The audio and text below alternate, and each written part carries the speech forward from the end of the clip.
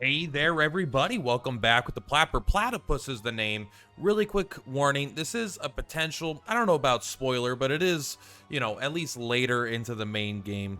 But some of you may have gotten there. But I am going to show you the strategy I used to unlock the super sword that you need to, for a lane, basically, the unicorn sword. So in order to do that, you got to get S rank, and then you got to come up and you got to fight Mr. Grandpa.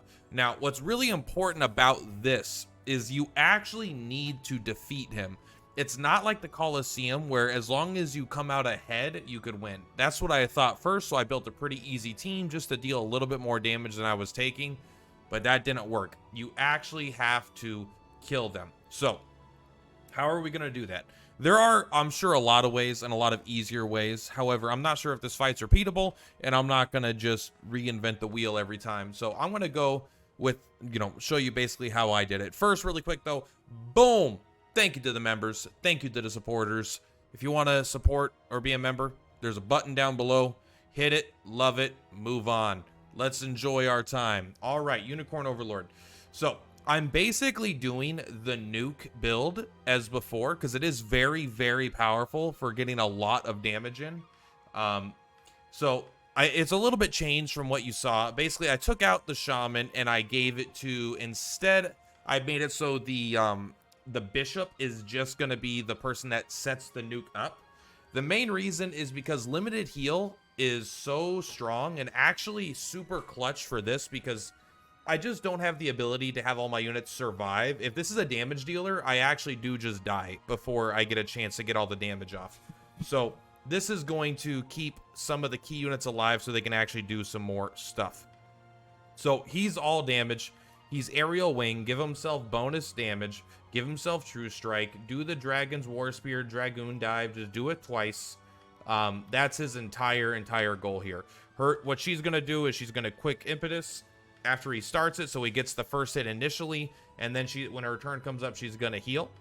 I had the witch here, but I took out the witch for the warlock here because I basically decided that I needed a little bit more damage than what the witch was doing, and the thunderous strike being able to stun targets is really good, on top of sometimes if you do something like fireball, being able to apply burn, but he's not going to actually do that in this fight. He's just going to do thunderous smite. Because it hits a row of enemies with a pretty high thing, it can stun. It basically would allow me to hopefully get a bit more damage in because the stun is pretty powerful, and hopefully allow me to get some of these other characters in. This guy is here primarily for the Warhorn because there is a lot of guard on this team, and so I want to be able to do full damage, which Warhorn is like super good for that. Cavalry guard is here. It's actually important because otherwise he just dies in one hit from the rapid spin. I have my guy set up with the powerful sword. You guys, we've had it since the early game. Angel Plume is actually super important to give back row the power here. And the only reason I'm not using Rapid Order is because I can't use Rapid Order and Warhorn, and I think Warhorn is actually better here. Noble Guard I'm keeping on just so he can keep himself alive. But that's basically it. You want to have 4 PP on a lane. You want him to have enough initiative to actually be able to outspeed some stuff to start dealing some damage. And then you kind of want... The point is, even with all this, this is not a guarantee. You're going to have to re-roll this fight with my kind of build many times, and you actually do have to kill him. So let's go ahead. I'm not even going to mess with anything because I don't want to screw it up and have to re-roll the RNG again. But here we are. This is what we're going to do. We'll go ahead and we'll watch the fight together to get an idea of what I was thinking. Now, I don't know exactly how it plays out. So he rapid orders, which is kind of really cool. But Warhorn is like actually super clutch. So Spinning Edge, we're still going to do a lot of damage because they just can't block it, right? Now, they do have a Vanguard, which is very strong against us. But luckily, it's not going to matter too much. But you see, we do survive the hit there. He gets the active gift, and then he does the nice pursuit. Very important that we use our deflect there on the Dragoon drive. So we're not actually getting the full double attack up. But we are getting the guaranteed hit with the ice attack. You guys know it.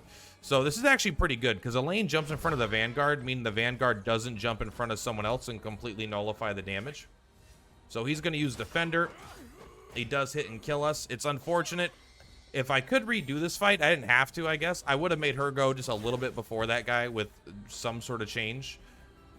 Thunderous Smite, you go ahead and stun the squad, which is super important. Elaine's apparently just immune to everything. But now you can see our back row is totally fine. We're in no danger of dying. We probably could go a little more offensive because they are not dealing that much damage to us. You missed. All right. Still, we're going to be good. They're out of PP. He just has some AP left. He did take the last thing from him there. And even that crit, like our HP is so high now, which is awesome. Now we get a Dragoon drive for the kill. So there were definitely some things I could min, some things I could max there. I didn't absolutely do the best strategy, and I could have definitely made some alterations, but it was difficult enough where I didn't want to like screw with it after I got the win there. I didn't want to like tweak, knob. I just want to get it. If they let me redo this fight a bunch of times, then I'll show you guys how more builds to do it. But here we go. We get the Sacred Blade, the Holy Unicorn Blade, a 28 physical attack, 1 AP, 1 PP with full debuff immunity. There we go. "'Tis superbly done, your highness. The very soul of Cornea made manifest." There we go. We did the overworld quest. We even got the Holy Unicorn Signet as well. "If I wish to earn the Sacred Blade, I must first prove my worth to the ancestors of Cornea." There we go. I still can't do this one. But let's take a look at the weapons here. Let's go ahead and go to the character list. Let's go to Elaine. Elaine, you're up there. Let's go to Order Joined. So, instead of the King's Blade, I will be doing Sort by Magic Attack. Yeah, right. Order Required. The Holy Unicorn Blade, actually even more attack. And I know it's not going to look impressive when compared to this insane weapon, but the extra AP, the extra PP is so valuable. Combined with debuff immunity, actually kind of nuts. Now let's take a look at the Holy Unicorn Ring. So this is actually pretty cool because you could put this on anybody and it's complete debuff immunity. This is huge. And 3 armor, 3 magic defense. Very, very good as well. So that's what you get. And now this item does nothing on him, right? Because he's got the +2 here. And we can now switch this to like something else to give him more damage. But yeah, that's how I did it. Not like the longest, most detailed video, but it was specifically for one fight. And that's how I got it. I want you to guys tell me how you got it. Did you cheese the fight? Did you just overpower it with being a high level? Just to clarify, let's see what level I'm at. I didn't even check what level he was at, if I'm being honest. My units are at, it's this squad here, 28, 29, 20, 31, 29. So still quite a few, like, you know, they're 20 levels below level cap. So there's still a lot more stats they could have had to make that fight easier. But that was how we did it. Anyway, much love. The platypus is for platypus. I will see you on the flip-flops. Bye. Oh, I forgot to end the recording.